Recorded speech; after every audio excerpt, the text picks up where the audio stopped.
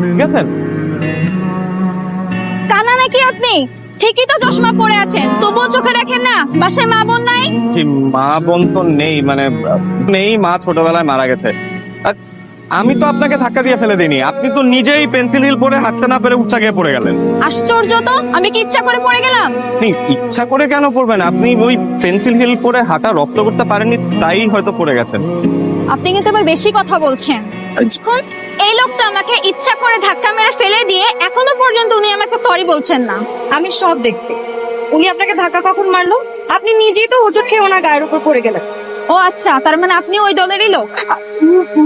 আমি ওনার দলের লোক হতে যাবো কেন? আমি ওনাকে চিনি, উনি ভালো মানুষ। শুধু ভালো মানুষই না, অনেক ভালো মানুষ। সেটা হবে কৃতজ্ঞতা চা। ওখানে গিয়ে বলবেন যে মামা একটা কৃতজ্ঞতা চা দাও তো। কি পারবেন না? পারবো, চল। আমি কিন্তু আপনাকে খেয়াল করেছি, আপনি কখনো আমার দিকে তাকাতেন। একটা কথা, আমরা কিন্তু আজকে থেকে ফ্রেন্ড। জি, হ্যাঁ, এত ঢং করার কি আছে? আপনার ফোন নাম্বারটা দিন। আর শুনেছি আপনি নাকি মেসে থাকেন, আপনার মেসের ঠিকানাটাও আমাকে দিয়ে দিন। আমি আপনাকে ঠিক রাত 11:33:54 আপনাকে কল করবো শার্প। আর এত দেরি করলেন যে? কই দেরি করলাম? আমি একদম ঠিক সময়ে কল দিয়েছি। আচ্ছা, আপনার নামটা যেন কি? আমি ভুলে গেছি। কোন সে বনের আড়ালে ফুটলো আবার কে আজে? দেখেন না, এত ঘুরায় পেঁচে আমি কথা বলতে পারবো না। সোজা সাপটা আপনাকে একটা কথা বলি, শুনলো না? তাহলে কি অস্বাভাবিক?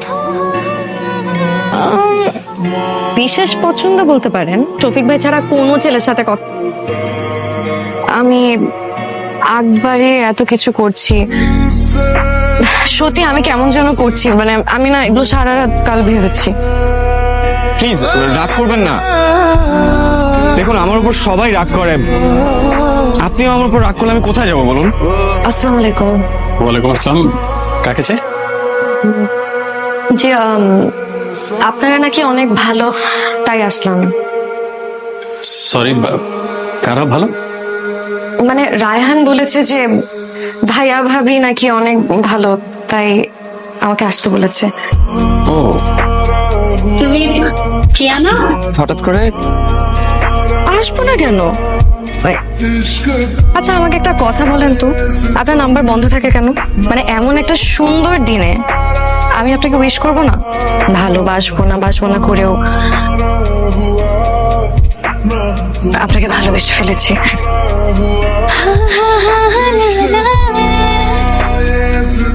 ভালোবাসার মানুষের জন্য সারা জীবন অপেক্ষা করা যায়, কিন্তু সেটা তো একটা যথার্থ কারণ হতে হবে। আরে যথার্থ কারণ ছিল। আমি বাসা থেকে বের হওয়ার পরে আমার জুতা ছিঁড়ে যায়, পরে বাসায় গিয়ে আবার ভাইয়ের জুতা পরে বের হয়েছি। তুমি আমাকে ভালোই বাসো না, করুণা করে সময় দাও। করুণা করে হলেও তো অনেকে ভালোবাসাই পায় না। না মানে তাই বলে আমি বলছি না যে আমার মাথায় কখনো করুণার ব্যাপারটা ছিল।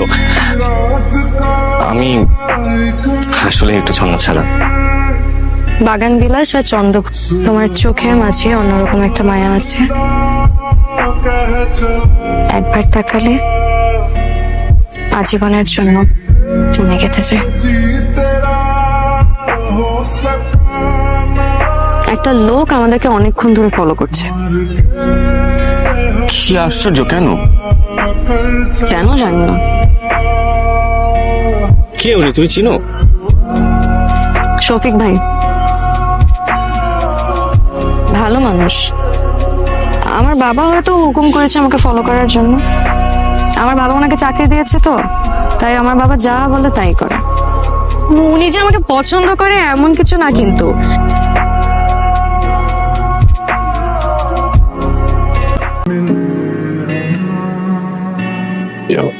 কেন বাবা আমার সামনে বললে অসুবিধা কি? আমি তো আর বাহিরের কেউ না। আমি জানি তো তুই বাইরের কেউ না, আমার কন্যা, আদরের কন্যা। কিন্তু আমারও তো একটা পার্সোনাল লাইফ থাকতে পারে, কিছু পার্সোনাল কথা থাকতে পারে। ওকে আমি চাকরিচ্যুত করেছিলাম, সেই ক্ষোভ থেকে তুমি আমার মেয়েকে টার্গেট করেছো প্রতিশোধ নেওয়ার জন্য। তোমার এই আশা আলতাফ চৌধুরী কখনো পূরণ হতে দেবে না, কথাটা মনে রেখো। কি অদ্ভুত, তোমাকে কেন পছন্দ হবে না বলো তো? শফিক ভাইয়ের সাথেই নাকি আমাকে বিয়ে দেবে, সবকিছু ফাইনাল। পছন্দ হওয়ার কথাও না। কেন পছন্দ হবে না? তোমার মধ্যে কি কোনো অসুবিধা আছে নাকি তোমার চাকরি নাই তাই? তুমি তো আমার পছন্দের মানুষকে বাসায় থেকে অপমান করতে পারো না। দেখো রায়হান তোমার পছন্দের, শফিক আমার পছন্দের। আমি শফিকের সাথে তোমার বিয়ে ঠিক করেছি, এটাই ফাইনাল। Please go. তোমার প্রবলেমটা কি? এতবার ফোন দিলাম তুমি আমার ফোন ধরো না কেন? তুমি কথা বলতেছো না কেন? কোনো প্রবলেম হলে আমাকে বলো। মামা যান। কিছু কি হয়েছে রায়হান? আরে আমি এসব কি রায়হান?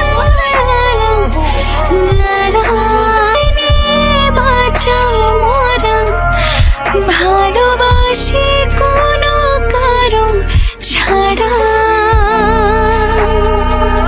আমি